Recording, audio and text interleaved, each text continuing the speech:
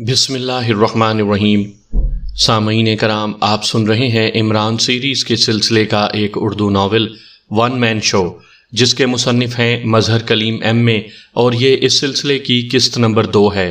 مجھے امید ہے آپ کو میری یہ کاوش پسند آ رہی ہوگی۔ آپ نے اگر ابھی تک میرا چینل کہانی گھر سبسکرائب نہیں کیا تو ابھی میرے چینل کو سبسکرائب کر کے بیل نوٹیفیکیشن آن کر لیجئے، تاکہ آنے والی ہر نئی کہانی کی اطلاع بر وقت آپ تک پہنچتی رہے۔ اور پھر اس سے پہلے کہ فیاض کچھ کہتا، پاس پڑے ہوئے ٹیلی فون کی گھنٹی بج اٹھی۔ فیاض نے جلدی سے ہاتھ بڑھا کر ریسیور اٹھا لیا۔ کون بول رہا ہے؟ فیاض نے قدرے سخت لہجے میں کہا۔ یہ عمران تمہارے پاس بیٹھا کیا کر رہا ہے؟ کیا تم اسے میرے خلاف آمادہ کر رہے ہو؟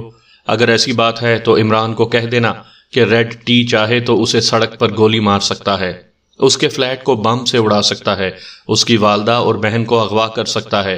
دوسری طرف سے ایک بھاری آواز سنائی دی۔ آواز چونکہ عمران کے کانوں تک بھی پہنچ رہی تھی، اس لیے عمران نے یکلخت ریسیور فیاض سے چھین لیا۔ مداری کی ڈگڈگی پر ناچ سکتا ہے، عمران نے جواب دیتے ہوئے کہا۔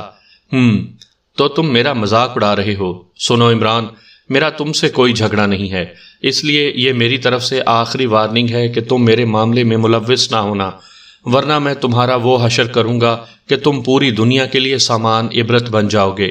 دوسری طرف سے چیختی ہوئی آواز سنائی دی اور اس کے ساتھ ہی رابطہ ختم ہو گیا۔ یہ تو پیچھے ہی پڑ گیا ہے، کاش یہ کسی طرح میرے ہاتھ آ جاتا، فیاض نے ہونٹ بھینچتے ہوئے کہا۔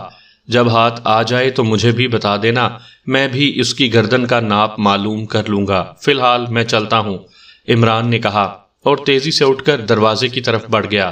ارے وہ کھانا، فیاض نے چیخ کر کہا۔ بھابھی سے معذرت کر لینا پھر کبھی سہی، فی الحال میرا چائے پینے کا موڈ بن گیا ہے اور چائے بھی سرخ، عمران نے مڑے بغیر کہا اور تیزی سے باہر نکل گیا۔ عمران کی بات سن کر فیاض کے چہرے پر یک لخت مسکراہٹ سی رینگ گئی، کیونکہ عمران کے فکرے سے وہ سمجھ گیا تھا کہ اب عمران ریڈ ٹی کے کیس پر کام کرنے کا فیصلہ کر چکا ہے، اور اتنا اسے اعتماد تھا کہ اب ریڈ ٹی کے دن گنے جا چکے ہیں۔ عمران نے کار جیسے ہی ہوٹل کی پارکنگ میں روکی، ایک اور کار اس کے قریب آ کر رکی۔ ارے تم علی عمران تو نہیں ہو؟ کار کا دروازہ لاک کرتے ہوئے عمران کو اپنی پشت پر سے آواز سنائی دی، اور عمران بری طرح چونک کر مڑا تو ساتھ والی کار سے ایک لمبا تڑنگا غیر ملکی نوجوان نیچے اتر رہا تھا، اور دوسرے لمحے عمران اسے پہچان گیا۔ وہ فرینک تھا، آکسفورڈ میں اس کا گہرا دوست۔ فرینک تم؟ عمران نے بھی مسرت بھرے لہجے میں کہا، اور پھر دوسرے لمحے وہ دونوں بازو کھولے یوں ایک دوسرے کی طرف بڑھے جیسے صدیوں سے بچھڑے ہوئے ایک دوسرے سے ملتے ہیں۔ ارے خدا کے لیے، ارے میری پسلیاں، ارے یہ فولاد کی نہیں ہے، عمران نے بھینچے بھینچے لہجے میں کہا۔ مجھے معلوم ہے تمہاری پسلیوں کے متعلق، اور یہ بھی سن لو کہ میں تمہارے کارناموں سے بھی واقف ہوں، اس لیے میرے ساتھ کسی چکر بازی کی کوشش نہ کرنا، فرینک نے علیحدہ ہوتے ہوئے کہا۔ اس کے چہرے پر واقعی خلوص اور دوستی کی جگمگاہٹ موجود تھی۔ اچھا، تو تم نے شاید میری پسلیوں پر ہی مقالہ لکھ کر ڈاکٹریٹ کی ڈگری لی ہوگی، کیونکہ مجھے معلوم ہوا تھا کہ تم نے ڈاکٹریٹ کی ڈگری آکسفورڈ سے حاصل کر ہی لی تھی، عمران نے ہنستے ہوئے کہا۔ ہاں، بڑی مشکل سے ملی تھی، وہ میرا مقالہ ہی پاس نہ کر رہے تھے، بہرحال ہو گئی، فرینک نے ہنستے ہوئے کہا۔ یعنی آکسفورڈ والوں کو آخرکار شرم آ ہی گئی۔ سناؤ آج کل کیا ہو رہا ہے؟ مجھے تو پتا چلا تھا کہ تم ہالینڈ کی انٹیلیجنس یعنی خفیہ سروس میں ملازم ہو، عمران نے سر ہلاتے ہوئے کہا۔ ارے تمہیں کیسے پتا چل گیا؟ کمال ہے، تم کبھی ہالینڈ تو آئے نہیں۔ میں پہلی بار یہاں پاکیشیاں آیا ہوں۔ پھر کیسے؟ فرینک کے لہجے میں بے پناہ حیرت تھی۔ آؤ ہال میں چل کر بیٹھتے ہیں، پھر میں تمہیں تفصیل سے بتاتا ہوں کہ میں کتنا بڑا نجومی ہوں، عمران نے مسکراتے ہوئے کہا، اور فرینک کا ہاتھ پکڑ کر ہال کے مین گیٹ کی طرف چل پڑا۔ نجومی اور تم کیوں علم نجوم کا بیڑا غرق کرنے پر تلے ہوئے ہو؟ فرینک نے بے اختیار ہنستے ہوئے کہا۔ دیکھو فرینک، یہ ٹھیک ہے کہ تم میرے گہرے دوست ہو، اور یہ بھی ٹھیک ہے کہ تم طویل عرصے بعد ملے ہو، لیکن میں تمہیں اپنے فن کا مذاق اڑانے کی اجازت نہیں دے سکتا۔ ہاں، عمران نے بڑے سنجیدہ لہجے میں کہا۔ فن کا مذاق؟ واہ، تمہارا فن! سنو عمران، میں نے پہلے کہا ہے کہ میرے سامنے تمہاری بکواس نہیں چل سکتی، میں تمہاری رگ رگ سے واقف ہوں، فرینک نے منہ بناتے ہوئے کہا۔ لو، تو تم تو مجھ سے بھی بڑے نجومی ہو، یعنی رگیں میری اور واقفیت تمہاری، عمران نے منہ بناتے ہوئے کہا۔ اس وقت وہ حال میں داخل ہو چکے تھے۔ یار یہ ملتے ہی تم نے کیا نجومی نجومی کی رٹ لگا دی ہے؟ کیوں میرا موڈ خراب کر رہے ہو؟ کوئی اور بات کرو، تم جانتے تو ہو مجھے غصہ آ جائے تو پھر۔ فرینک نے کہا، تو پھر میں فرینک کے بجائے فران بن جاتا ہوں، کیوں؟ عمران نے مسکراتے ہوئے کہا۔ او ظالم، یہ تم نے کیا یاد دلا دیا؟ ہم تو تڑپتے ہی رہ گئے اور فران کو وہ ریچھ کی شکل والا ہینری لے اڑا۔ اب تو وہ 6-7 بچے بھی پیدا کر چکی ہوگی، فرینک نے برا سا منہ بناتے ہوئے کہا، اور عمران اس کا لہجہ سن کر بے اختیار ہنس پڑا۔ وہ دونوں ایک خالی میز پر بیٹھ چکے تھے۔ تو کیا ہوا؟ کرکٹ کی باقی ٹیم تم پوری کر لینا، عمران نے ہنستے ہوئے کہا۔ وہ ریچھ اس کی جان چھوڑے گا تو ہی نا۔ بہرحال چھوڑو، یہ بتاؤ کہ کیا تم واقعی یہاں کی سیکرٹ سروس کے لیے کام کرتے ہو؟ فرینک نے سنجیدہ ہوتے ہوئے پوچھا۔ سیکرٹ سروس کے لیے؟ ارے کیا غضب کر رہے ہو؟ کیوں ڈیڈی سے مجھے جوتیاں مروانے کا ارادہ ہے؟ عمران نے خوف زدہ ہوتے ہوئے کہا۔ کیوں، اس میں جوتیاں کہاں سے گھس آئیں؟ سیکرٹ سروس کے لیے کام کرنا جرم ہے؟ فرینک کے چہرے پر حیرت تھی۔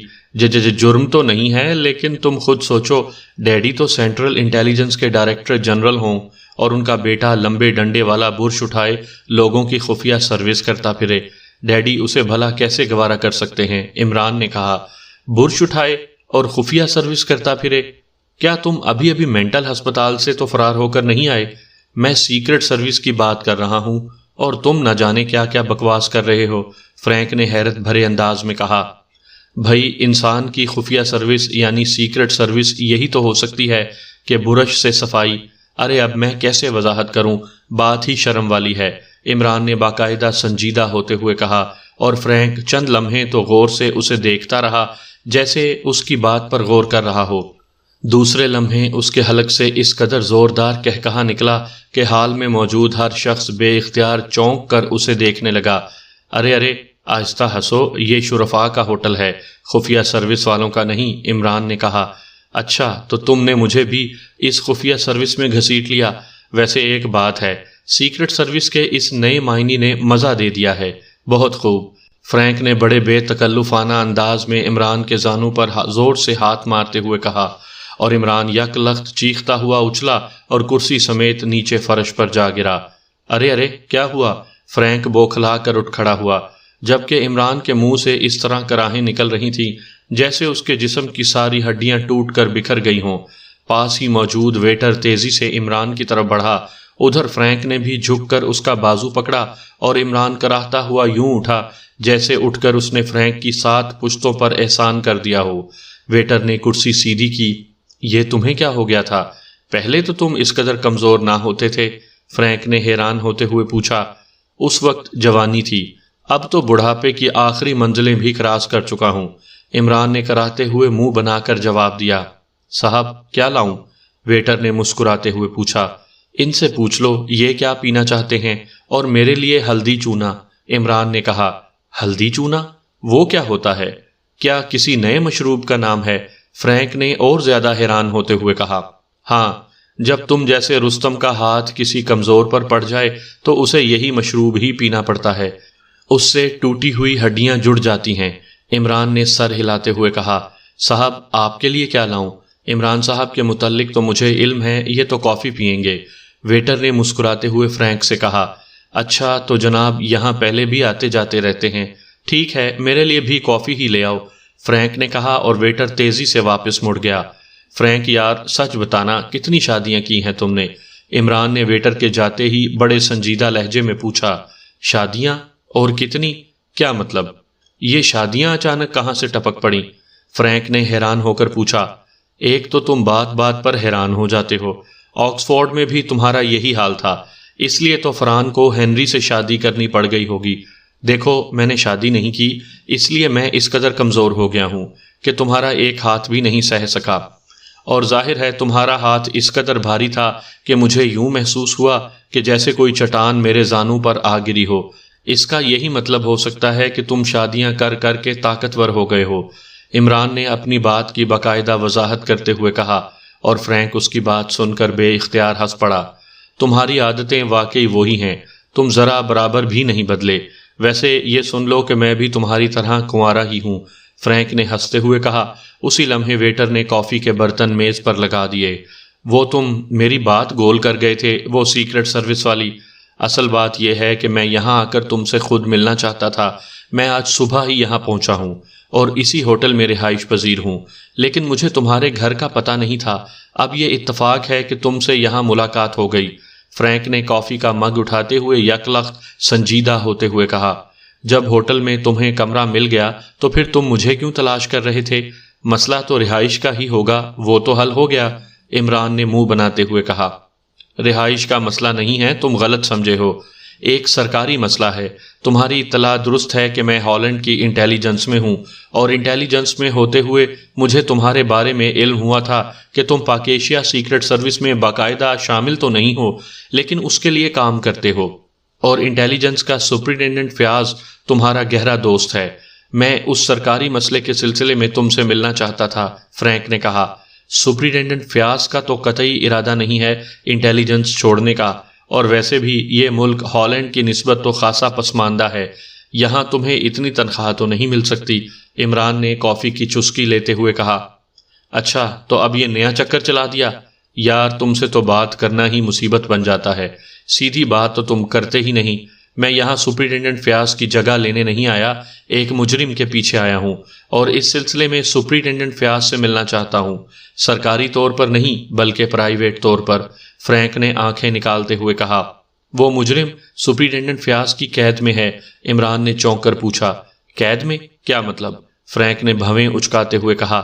یار تم خود ہی تو کہہ رہے ہو کہ مجرم کا پیچھا کرتے ہوئے آئے ہو اور اب سپرنٹینڈنٹ فیاض سے ملنا چاہتے ہو، تو ظاہر ہے مجرم یہاں آتے ہی سیدھا سپرنٹینڈنٹ فیاض کے پاس گیا ہوگا، اس لیے ظاہر ہے کہ تم اب مجرم کے بجائے فیاض سے ملنے کے لیے راستہ ڈھونڈ رہے ہو، عمران نے سر ہلاتے ہوئے کہا۔ یہ بات نہیں، انتہائی اہم مسئلہ ہے۔ ٹھیک ہے، میرے کمرے میں چلو، میں تمہیں وہاں تفصیل سے بتاتا ہوں، اس کے بعد تم جیسا مشورہ دو گے میں ویسے ہی کروں گا، فرینک نے کرسی سے اٹھتے ہوئے کہا۔ میرا مشورہ ماننے والے تو آج تک سر پکڑے بیٹھے رو رہے ہیں، یہ سوچ لینا، عمران نے کہا، اور فرینک ایک بار پھر ہنس پڑا۔ تم فکر نہ کرو، فرینک رونے والوں میں سے نہیں بلکہ رلانے والوں میں سے ہے۔ تم ابھی فرینک سے پوری طرح واقف نہیں ہو، ہالینڈ والے جانتے ہیں کہ فرینک کیا ہے، فرینک نے لفٹ کی طرف بڑھتے ہوئے بڑے فاخرانہ لہجے میں کہا۔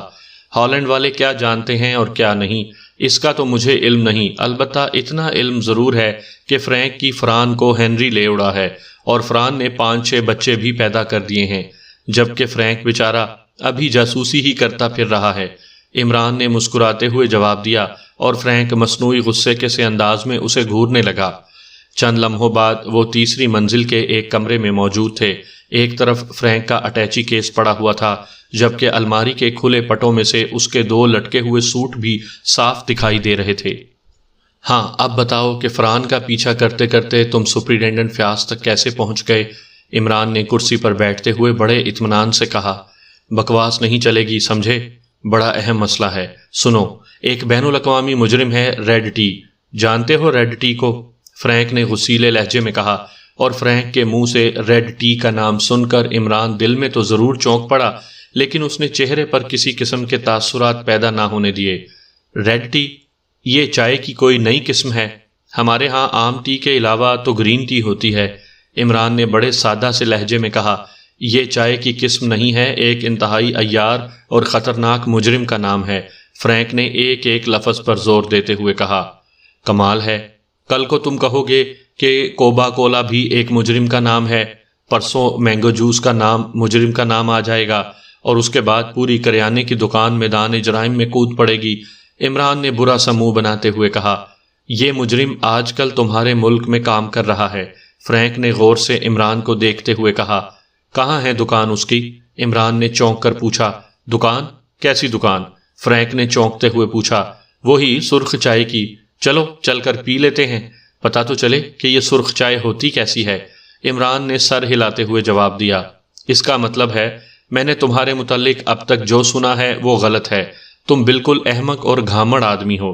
ٹھیک ہے، آئی ایم سوری، میں خود ہی سپرنٹینڈنٹ فیاض سے بات کر لوں گا، فرینک نے بری طرح جلتے ہوئے لہجے میں کہا۔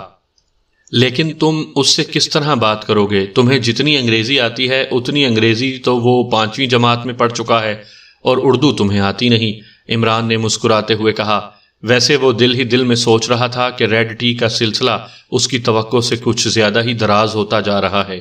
دیکھو عمران، مذاق ختم کرو، یہ واقعی انتہائی سیریس مسئلہ ہے، صرف ہمارے لیے نہیں تمہارے ملک کے لیے بھی۔ ریڈ ٹی انتہائی خطرناک مجرم ہے، وہ جس ملک میں جاتا ہے وہاں تباہی پھیلا دیتا ہے، انٹیلیجنس، سیکرٹ سروس اور پوری حکومت کو اس قدر زچ کرتا ہے کہ سب لوگ بری طرح بوکھلا جاتے ہیں۔ ہمارے ملک میں بھی اس نے یہی کام دکھایا۔ اس کا نتیجہ یہ ہوا کہ ہم اپنے ملک کے 10 اعلیٰ ترین عہدیدار قتل کروا بیٹھے، ایک سائنس لیبارٹری تباہ ہوئی، بڑے 2 بینکوں پر ڈاکے پڑے، اور اس کے بعد ہمیں 2 کروڑ پاؤنڈ دے کر اپنی جان چھڑانی پڑی۔ لیکن میں نے قسم کھائی تھی کہ میں اس سے انتقام لوں گا، اس لیے میں انکوائری میں لگا رہا، اور پھر مجھے معلوم ہوا کہ ریڈ ٹی ہالینڈ سے اب پاکیشیا پہنچ گیا ہے، چنانچہ میں یہاں آ گیا، سرکاری طور پر نہیں، غیر سرکاری طور پر۔ سرکاری طور پر تو میں 6 ماہ کی چھٹی پر ہوں، یہی وجہ ہے کہ میں سرکاری طور پر نہیں بلکہ پرائیویٹ طور پر سپرنٹینڈنٹ فیاض سے ملنا چاہتا ہوں، تاکہ ہم مل کر اس مجرم کا گھیراؤ کر سکیں۔ فرینک نے بولنا شروع کیا تو بس بولتا ہی چلا گیا۔ اچھا، پھر تو یہ واقعی ریڈ ٹی ہے۔ بہرحال میں اس سلسلے میں کیا کر سکتا ہوں؟ یقین کرو میرا وزن تو صرف 50-60 پاؤنڈ ہی ہوگا، بس ہڈیاں ہی ہڈیاں ہیں، گوشت تو میں نے اپنے خالہ جان کے جسم کو کرائے پر دیا ہوا ہے۔ عمران نے مسمسا سا منہ بناتے ہوئے کہا، وہ 2 کروڑ پاؤنڈ رقم کو وزن کی طرف گھما کر لے گیا تھا۔ تو تم اس مجرم کے خلاف کوئی کارروائی نہیں کرنا چاہتے؟ فرینک نے غصیلے لہجے میں کہا۔ یار ایک بات تو بتاؤ، نہ میں حکومت کا اعلیٰ عہدیدار کے قتل کے خوف سے ریڈ ٹی کے خلاف کام شروع کر دوں، نہ میری کوئی سائنس لیبارٹری ہے جس کی تباہی کا خوف ہو، اور نہ ہی میرے پاس رقم کہ جس کی ریڈ ٹی کے پاس جانے کا خطرہ ہو۔ پھر مجھے پاگل کتے نے کاٹا ہے کہ میں اس قدر خوفناک مجرم کے پیچھے بھاگتا پھروں۔ البتہ اگر تمہیں وہ مل جائے تو مجھے بتا دینا، میں کوشش کروں گا کہ ان 2 کروڑ پاؤنڈ میں سے پہلے 2 تو کم از کم اس سے حاصل کر لوں۔ عمران نے برا سا منہ بناتے ہوئے کہا، لیکن میں نے سنا تھا کہ تم سیکرٹ سروس کے لیے کام کرتے ہو۔ فرینک نے اسے گھورتے ہوئے کہا، کسی دشمن نے یہ ہوائی اڑائی ہوگی، اور اڑتے اڑتے ہالینڈ میں یہ ہوائی جا گری ہوگی۔ بتایا تو ہے کہ ڈیڈی کے ہوتے ہوئے میں خفیہ سروس کا دھندا کیسے کر سکتا ہوں، جوتیاں کھانی ہے میں نے، عمران نے کہا، اور فرینک ہنس پڑا۔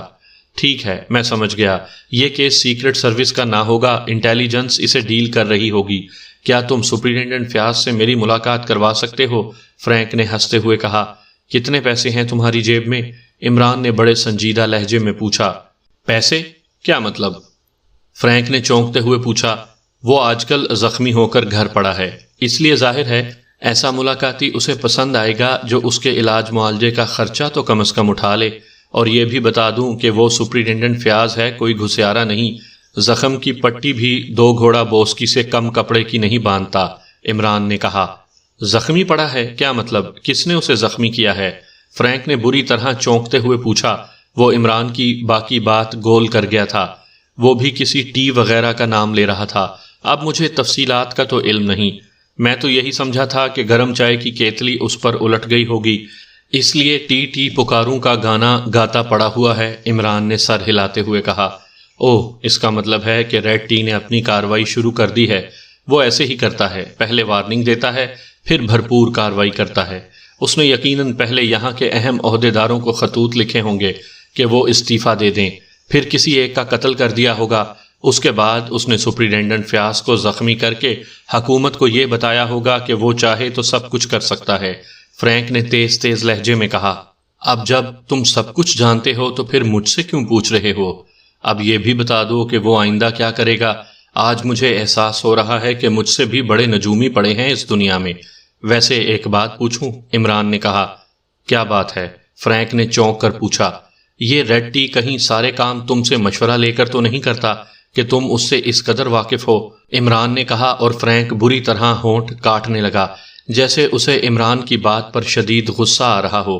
اس کا مطلب ہے کہ تم مجھ پر شبہ کر رہے ہو کہ میں ریڈ ٹی سے ملا ہوا ہوں؟ افسوس ہے تم پر۔ فرینک کے لہجے میں واقعی بے پناہ غصہ تھا۔ ارے ارے، یہ تم نے کیسے سمجھ لیا؟ تم سب کچھ ہو سکتے ہو، کم از کم ریڈ نہیں ہو سکتے۔ اگر تم ریڈ ہوتے یعنی تمہارا خون سرخ ہوتا تو دوسرے الفاظ میں خون میں طاقت ہوتی تو فرحان بیچاری کو کیوں کسی اور سے شادی کرنی پڑتی؟ عمران نے کہا، اور فرینک بے بسی کے سے انداز میں ہنس کر رہ گیا۔ تم بات بنانے میں ماہر ہو، بہرحال اب مجھے احساس ہو رہا ہے کہ تمہیں اس مسئلے سے کوئی دلچسپی نہیں ہے۔ تو ٹھیک ہے، چھوڑو اس بات کو، میں خود ہی کچھ نہ کچھ کر لوں گا۔ تم بتاؤ کہ آج کل کیا شغل ہے؟ فرینک نے بات بدلتے ہوئے کہا۔ شغل؟ میرا شغل پوچھ رہے ہو؟ بتایا تو ہے، نجومی بن رہا ہوں۔ اور یار ہر بار ذائچہ الٹا ہی بن جاتا ہے، جس خانے میں مریخ ہونا چاہیے وہاں زحل پہنچ جاتا ہے، اور جس خانے میں مشتری کو بیٹھنا چاہیے وہاں قمر میرا منہ چڑھا رہا ہوتا ہے، عمران نے رو دینے والے لہجے میں کہا، اور فرینک بے اختیار کہا مار کر ہنس پڑا۔ میرا مشورہ ہے کہ تم اس علم نجوم پر کرم ہی کرو تو زیادہ بہتر ہے۔ یہ سارے ستارے دم دبا کر اس دنیا سے ہی بھاگ جانے پر مجبور ہو جائیں گے۔ فرینک نے ہنستے ہوئے کہا، تم کہتے ہو تو کرم کر دیتا ہوں۔ اچھا اب میں چلتا ہوں، میرا باورچی سلیمان بڑا بااصول آدمی ہے، اگر میں اس کے بتائے ہوئے وقت پر نہ پہنچا تو میرے حصے کا کھانا بھی کھا لے گا، اور ظاہر ہے اس کے بعد میری قسمت میں بھوک ہی رہ جائے گی، اس لیے ٹاٹا۔ ارے ہاں، میرا فلیٹ کنگ روڈ پر ہے، نمبر 200 ہے۔ ریڈ ٹی اگر نہ مل سکے تو میرے پاس آ جانا، میں سلیمان کی منت خوشامد کر کے کسی نہ کسی طرح ریڈ ٹی بنوا ہی لوں گا، عمران نے کہا۔ اور پھر اس سے پہلے کہ فرینک کچھ کہتا، عمران دروازہ کھول کر کمرے سے باہر جا چکا تھا۔ نعمانی اور چوہان دونوں بڑے محتاط انداز میں چلتے ہوئے کچی سی پگ ڈنڈی پر آگے بڑھے جا رہے تھے۔ ان دونوں کے ہاتھ کوٹوں کی جیبوں میں تھے اور وہ یوں تول تول کر قدم اٹھا رہے تھے جیسے انہیں خطرہ ہو کہ اگلا قدم کسی دلدل میں نہ پڑ جائے۔ چوہان، یہ فارم ہاؤس تو مجھے ویران نظر آ رہا ہے، نعمانی نے سامنے کچھ دور موجود ایک پرانے سے فارم ہاؤس سے نظریں اٹھاتے ہوئے سرگوشیانہ لہجے میں کہا۔ قطعاً نہیں، میں نے خود اپنی آنکھوں سے اس میں لڑکی کو جاتے ہوئے دیکھا ہے، پھر یہ ویران کیسے ہو سکتا ہے؟ چوہان نے سر ہلاتے ہوئے کہا۔ لیکن تمہیں کیسے یقین ہے کہ وہ لڑکی غیر ملکی مجرم ہے؟ نعمانی نے منہ بنا کر پوچھا۔ میں اسے پہچانتا ہوں، ایک کیس میں میرا اس کے ساتھ ٹکراؤ ہو چکا ہے۔ تمہیں وہ کیس یاد نہیں جس میں عمران کو ایک ابلتی ہوئی دلدل میں پھینک دیا گیا تھا؟ یہ لڑکی اس کیس میں سامنے آئی تھی لیکن پھر اچانک غائب ہو گئی تھی، چوہان نے جواب دیا، اور نعمانی نے سر ہلا دیا۔ او اچھا، وہ ویسٹرن کارمن والا کیس، ٹھیک ہے مجھے یاد آ گیا، نعمانی نے کہا، اور وہ اسی انداز میں آگے بڑھتے گئے۔ اب فارم ہاؤس کا ٹوٹا ہوا پھاٹک بالکل قریب آ چکا تھا، لیکن فارم ہاؤس واقعی ویران اور خالی نظر آ رہا تھا، اس میں زندگی کے کوئی آثار نہ تھے۔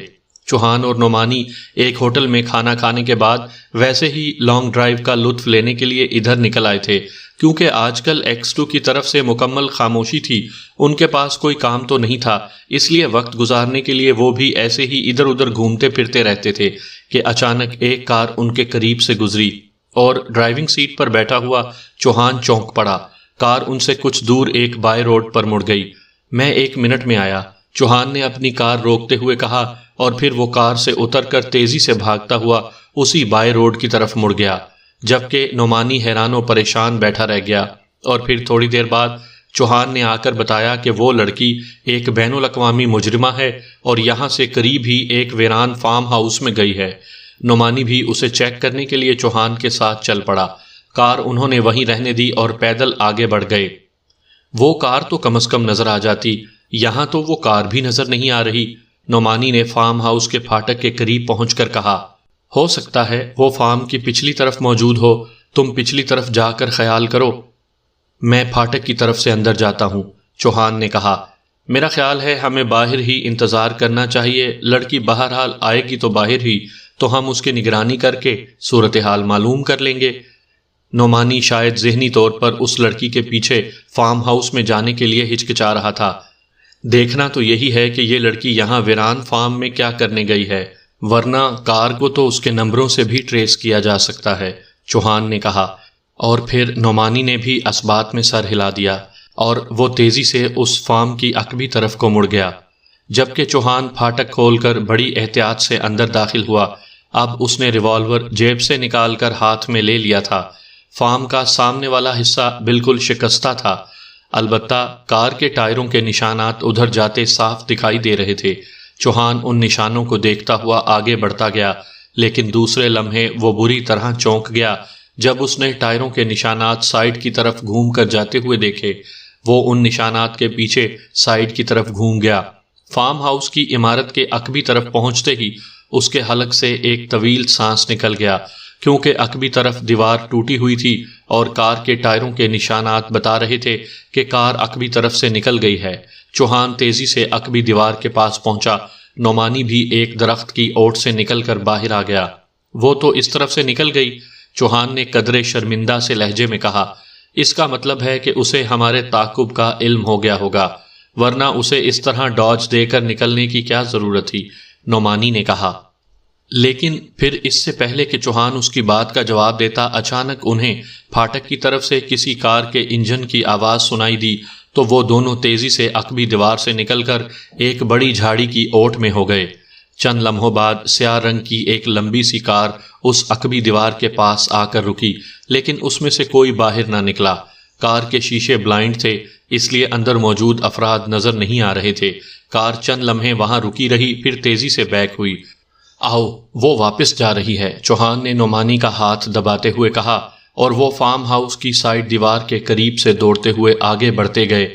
جب وہ پھاٹک کی طرف پہنچے تو انہوں نے اس سیاہ کار کو واپس سڑک کی طرف جاتے ہوئے دیکھا۔ وہ دونوں دیوار کی اوٹ میں اس وقت تک رکے رہے جب تک سیاہ کار سڑک پر پہنچ کر دائیں طرف کو نہ مڑ گئی۔ آؤ اب اس کا پیچھا کریں، یہاں کوئی لمبا کھیل کھیلا جا رہا ہے، چوہان نے پرجوش لہجے میں کہا، اور وہ دونوں تیزی سے دوڑتے ہوئے مین روڈ کی طرف بڑھ گئے۔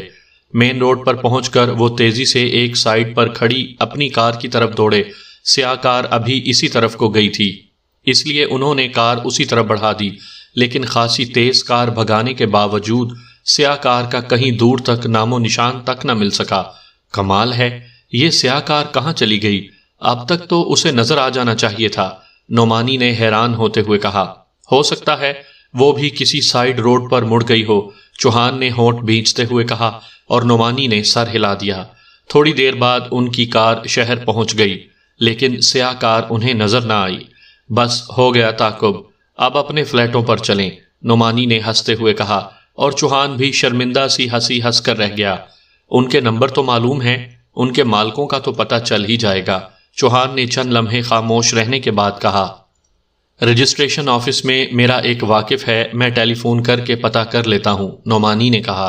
اوہ تو پھر ٹھیک ہے، چلو میرے فلیٹ میں وہ قریب ہے، وہاں سے ٹیلی فون کر لیتے ہیں، چوہان نے چونک کر جواب دیا۔ لیکن چوہان، اس ساری کارروائی کا مقصد کیا ہوگا؟ نعمانی نے ہنستے ہوئے کہا۔ یار ہو سکتا ہے کہ کوئی کیس ہاتھ لگ جائے، آخر عمران کو بھی تو اسی طرح کیس ہاتھ لگتا ہے، اس بار ہم عمران سے نمبر لے جائیں گے، چوہان نے جواب دیا، اور نعمانی سر ہلا کر رہ گیا۔ تھوڑی دیر بعد چوہان نے کار اپنے فلیٹ کے نیچے بنے ہوئے گیراج میں کھڑی کی اور وہ دونوں سیڑھیاں چڑھتے ہوئے فلیٹ میں پہنچ گئے۔